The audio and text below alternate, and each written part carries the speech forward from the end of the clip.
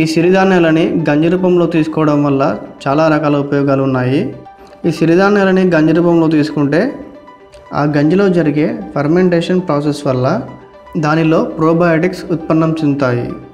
ఈ ప్రోబయోటిక్స్ మన శరీరానికి చాలా ఉపయోగపడుతుంది, చాలా మేలు చేస్తుంది, రోగ నిరోధక శక్తిని ఎక్కువ చేస్తుంది. దీనివల్ల ఏ రోగాలు రాకుండా ఉంటాయి. మనకు ఉన్న జబ్బులు త్వరగా నయం కావడానికి ఇది చాలా దోహదపడుతుంది. దీన్ని ఎలా తయారు చేసుకోవాలో చూద్దాం.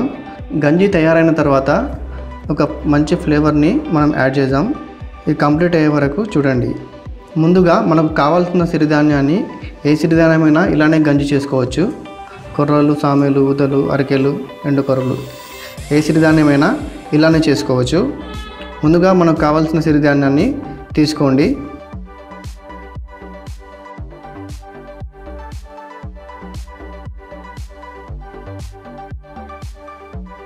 దీన్ని ఒక మిక్సీ జార్లో ఇలా జస్ట్ పల్స్ చేయండి 2-3 టైమ్స్.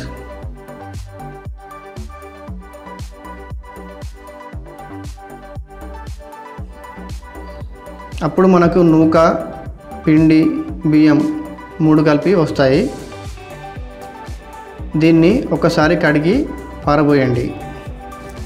ఆ తర్వాత 1 గ్లాస్ ధాన్యానికి 8 గ్లాసుల నీళ్లు యాడ్ చేయండి. ఇలా యాడ్ చేశాక దీనిని 6 to 8 అవర్స్ నానబెట్టాలి.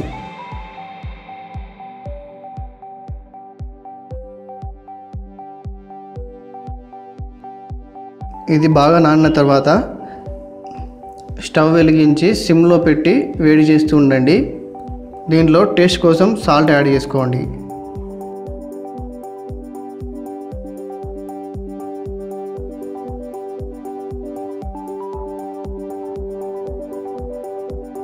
ఇలా కలుపుతూ ఉండండి.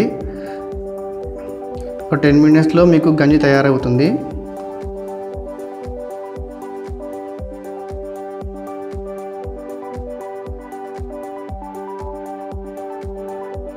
ఈ వాటర్ని అంతా పీల్చుకుంటుంది. ఇది మనకు గంజిలాగా తయారు వరకు చూసుకోండి.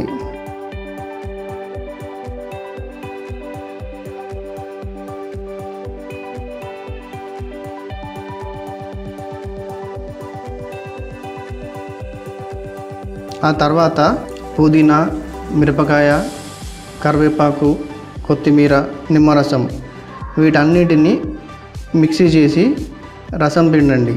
ఈ రసాన్ని ఇప్పుడు మనం చేసుకున్న ఈ గంజిలో యాడ్ చేసి కొద్దిగా చల్లారే వరకు ఉంచి తినండి. ఈ ఫ్లేవర్ చాలా బాగుంటుంది.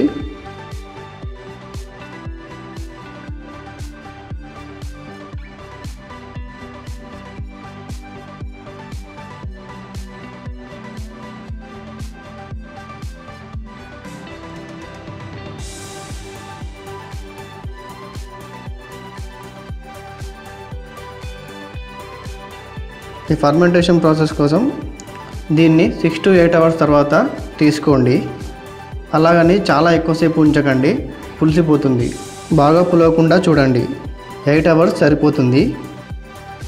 ఇలా ఈ గంజి రూపంలో అన్ని ధాన్యాలను 3 రోజులకోసారి మార్చి 6 నుంచి 9 వారాల పాటు తీసుకోండి. ఇలా చేస్తే మీకు రోగనిరోధక శక్తి చాలా పెరిగి ఎలాంటి వ్యాధులైనా సరే తగ్గుముఖం పట్టడం మొదలవుతుంది. ఫాస్ట్ రిజల్ట్ కోసం ఈ గంజి రూపంలో వాడడం చాలా మేలు.